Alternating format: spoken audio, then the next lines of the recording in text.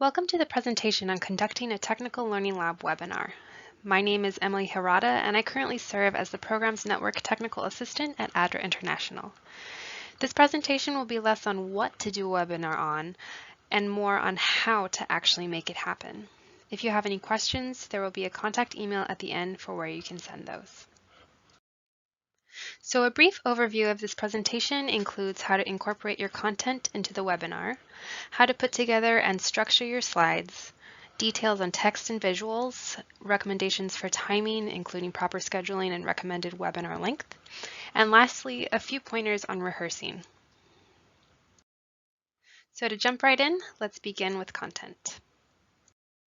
So if you're already at the stage of wanting to do a webinar, chances are you already know what your topic is. But do you know just how you'll present it? A tip is to keep the end in mind. What is the real purpose of your talk? What do you want people to walk away with after the webinar is over? What are your key takeaways? This will help you organize your thoughts and begin to visualize how to conduct your webinar. And with that in mind, one good word of advice is to make sure that your webinar stays consistent with the theme of your topic. Be careful not to go off on a tangent and start talking about something unrelated to the topic at hand. So make sure that you have a clear structure to your webinar content. If you outline your ideas first and set them up in a logical way, you will be able to put together your webinar much easier. Another important tip is to know your audience. So what are their backgrounds and how much background information about the topic can you assume they have? And then help the audience become familiar with you. What I mean by this is really making sure that the audience not only understands your connection to the technical learning lab you're presenting on behalf of, but also that they know your qualifications that make you fit to conduct this webinar in the first place. So what is your background, your interests, your position in ADRA, where you've previously worked, etc. You choose what to say about yourself, but just make sure that the audience knows that you have some kind of authority to speak on the topic at hand. You also want to be sure to use solid content, so sound, solid data, and this cannot be stressed enough. Make sure that the data is clear and evidence-based as much as possible. But also use stories. Stories can help to illustrate your points. If you have personal examples you can share from maybe a particular project, that's great. If you can take a story of someone else's experience, that's good too. But make it personal on some level and illustrate as best you can with familiar, relatable stories. With all this in mind, my final remark on content is to keep it simple. Keeping it simple is key to your audience staying engaged with your topic and to getting your points across to them. Even if your topic is difficult information to digest or is just very technical, keeping it simple will help. But this can be very hard to do because it will make you think really hard about what to include and what can be left out. So something to think about is the essence of your message. Making sure that the essence is there, but taking out any details you can that might clutter not only the slides, but also the understanding of your audience will help. So just remember that this isn't a 10-week course where you can dive deep into the topic. It's maybe an hour or so, so keep it simple and just pull out anything put in anything that's necessary.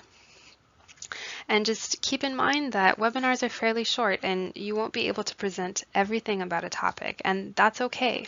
You can always plan to do multiple webinars. Now moving on to our next section on slides. So the way that you organize your slides is really up to you as the presenter, but it'll be good to have at least 3 specific slides. And the first one is the title slide. And this is the slide, this will be your first slide, and it will include the title of your webinar, your name, your position at ADRA, the office that you work in, and then also the logo of ADRA. And you can see here on the screen an example of that. The second slide you'll want to include in your webinar is the presenter slide, and this is the slide where the audience really gets to know you. And so some good things to include in this slide is a picture of yourself, your name, your position in ADRA again, the office you work in, and then some way to contact you. An email address is usually sufficient.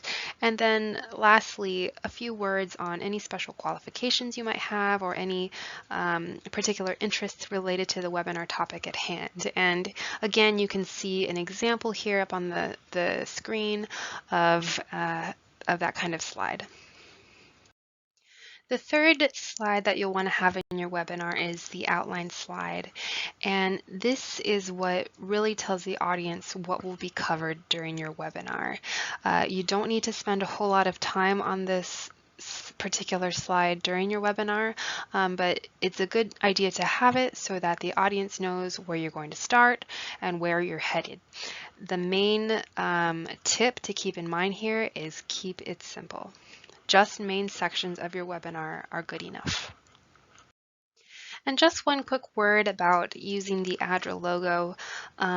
Make sure that you use the ADRA logo on your slides as much as possible.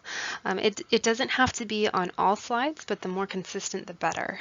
One idea is to have it really small, the same size, in the same corner of every slide. And if and when you do use the ADRA logo, please make sure that you are using a proper ADRA logo. Not everything that's on Google Images, for instance, is an official logo that has been developed by one of our offices. There are standards for color and size and etc. So please make sure that you're using an official ADRA logo. So moving on, let's talk a little bit about text. The first thing to consider when it comes to the text in your webinar is the font and the size of that text. It's good to use the same font set throughout your entire slide presentation and to use no more than 2 complementary fonts if you want to use more than one. And make sure you know the difference between a serif font and a sans serif font. Serifs are those small little lines at the ends of characters, and you can see them there in the Times New Roman font, for instance, up on the screen. These serif fonts were originally designed to be used in documents filled with lots of text, and they're said to be easier to read at small point sizes, but for on-screen presentations, the serifs tend to get a bit lost. So sans serif fonts are generally best for PowerPoint presentations and, in this case, webinars. So as much as possible, aim to use a sans serif font like one of those that you see here on the screen.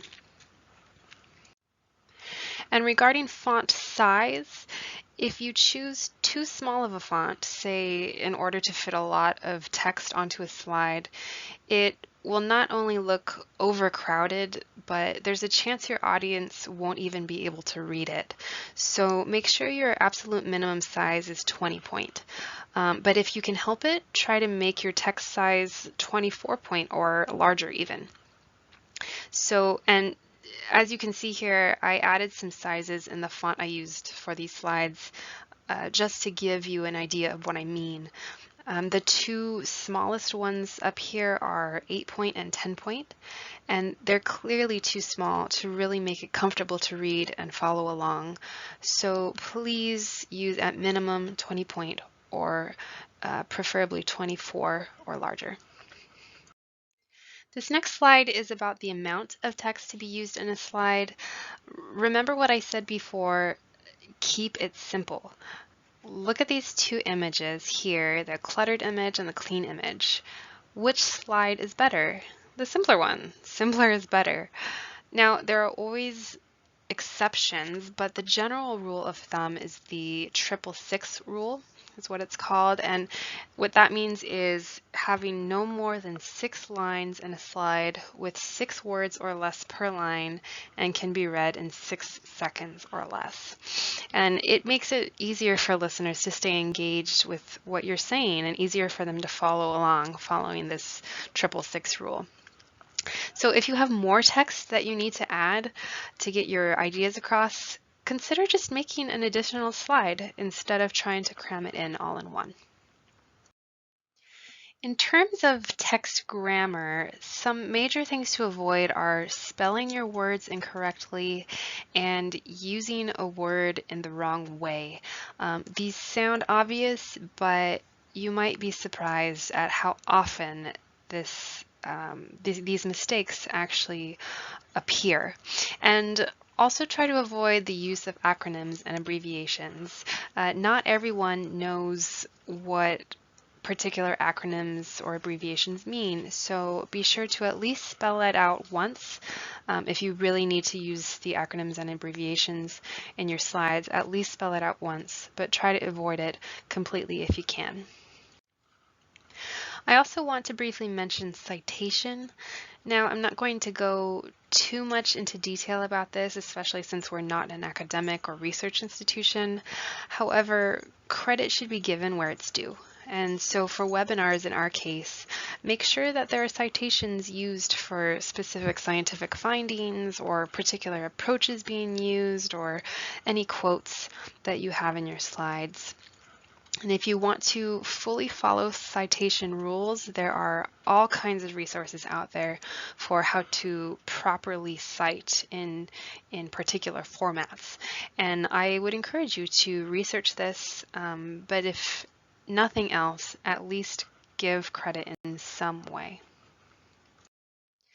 Visuals are a key part of webinars and presentations, and I would argue that they should be the bulk of the attention for most of your slides.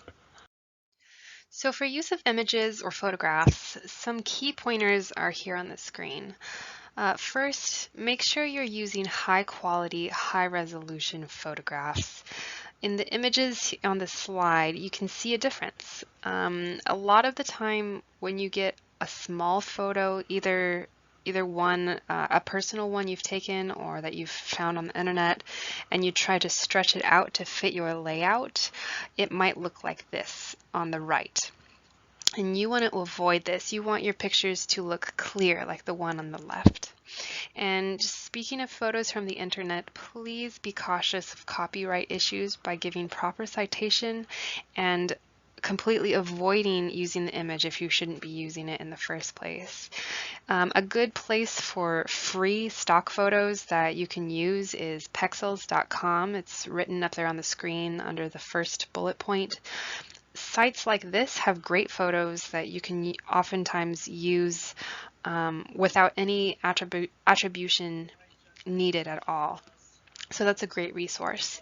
And lastly, please avoid using clip art. I know it's easy and sometimes fun, but most people have seen these images in clip art before. So try to get a little more creative and use some images that haven't been seen by everyone already. Now, when you want to use graphs or charts to show data, make sure you're using the proper graphs or charts to display that data. So for instance, making sure it's relevant to the webinar. And secondly, apply variety to the use of your data displayed through graphs and charts. So what I mean by that is mix it up a little bit. Don't use just all bar graphs or all pie charts, but have some variety in there. And my last comment on this is if you are getting your graph or chart or anything else like this from anyone other than yourself, please cite where you got it. The next section is timing for your webinar. And the first thing to consider is what day to conduct your webinar. Please make sure to double check with the program's network technical assistant, right now that's me, that no other ADRA webinars are scheduled on that day that you want to have your webinar. We want to make sure your webinar gets the most focus from the network for that day, so we don't want to be doubling up with webinars on that same day. So just check that out. And secondly, make sure that the time you would like to do your webinar will be at a time that is suitable for a majority of the ADRA network. The beauty of such a global network like we have is that we have representation everywhere, but unfortunately that also makes it hard to schedule something at a good time for everyone because we're all operating on different time zones. So if you want a lot of participants to attend the webinar live, you'll need to accommodate for this. But if you don't mind if they just access the recording later on, then it doesn't matter as much. Lastly, please plan for no longer than an hour and a half at most for your webinar. Most webinars run from about 45 minutes to an hour, but if you do need some time to go over that, it's okay. Just keep it under 1.5 hours, including question and answer time. We want to be considerate of everyone's time. So if you have lots of information that won't fit within that kind of time frame, please consider maybe making several webinars as a series instead of one big webinar. Okay, so just a quick note on this. Part of your responsibility as a webinar conductor or planner is to make sure that the program's network technical assistant, again, that's me, will have the proper information needed to create an announcement to disseminate out to the network. This is needed at least 3 weeks in advance of the actual webinar date. And instructions for what is needed and all of this information that we need to send out 3 weeks in advance, that can be found in the Conducting a Webinar Guide on eNet.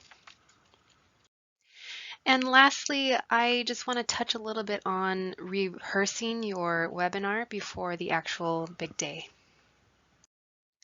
Now, I cannot stress enough how much practice will help, not only to avoid technical difficulties, but also to boost your confidence as a wonderful webinar presenter. So there are 2 types of practice runs you'll need to prepare for. Number 1 is practicing full runs through your webinar slides on your own or with your co-presenters if it's more than one of you presenting. This will help you become familiar with exactly what you want to say and how to say it. And the second is to do a shorter 10-minute test run on the Zoom platform about a week before the webinar date. And this will help familiarize you with how the technology will work that day. And any questions you might have with this will be answered and straightened out then. So those are my last words. I hope this presentation has been helpful to you. And of course, if you have any questions, please feel free to reach out to us at tll@adra.org for more information. Good luck with your webinar.